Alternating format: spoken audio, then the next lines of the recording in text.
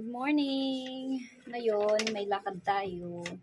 Kagagaling ko lang doon sa association dahil nga kuhaan na naman ng barangay permit. Pero kasi kabubukas ko lang naman. Kaya kuha na tayo, baka tayo maikutan pa. Sabi nila, diretso daw ng munisipyo. Pero pumunta muna ako ng association, nagtanong-tanong muna ako. Sabi naman, kahit sa barangay lang daw, okay na. Kasi hindi naman kalakihan tong tindahan ko.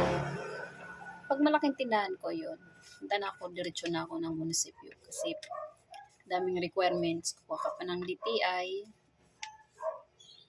Tapos BIR ata yun. Hindi ko lang alam kung may mga ganun-ganun.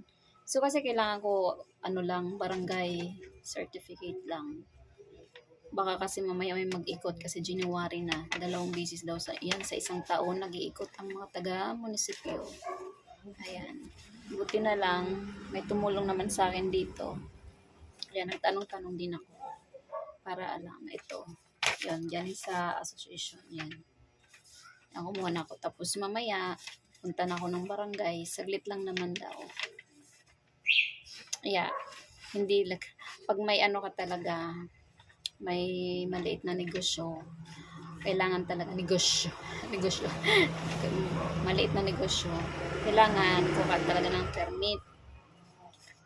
Kasi pag wala kang permit, lalo na pag nasa ka talaga, tabing kalsada, kasi kitang-kita ka kailangan talaga yun. Pag wala ka, tapos maikutan ka, mas malaki ang babayaran mo.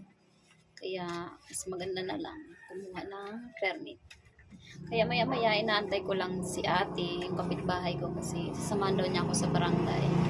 Pero kung hindi naman siya na may dumaan naman sa gilid sa kalsada. Kung hindi naman siya makadaan, ako na lang ang pupunta ng barangay. Ayan. Ang init-init pa naman ngayon. Ayan.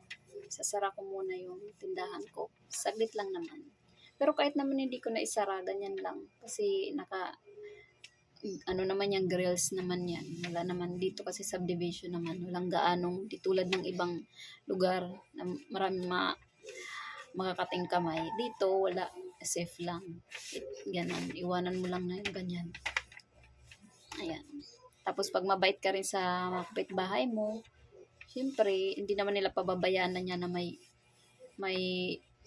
dyan sa mga mga paninda o gamit. Tahin naman nila yan. Yan. Mabait naman dito mga kapitbahay ko. Yan. Swerte ko nga dito. Kaya pag mabait ka, syempre, baitan nila yung susukli nila sa'yo. Diba? Yan lang po guys. Mamaya alis na ako. Ayan. Salamat po sa panonood.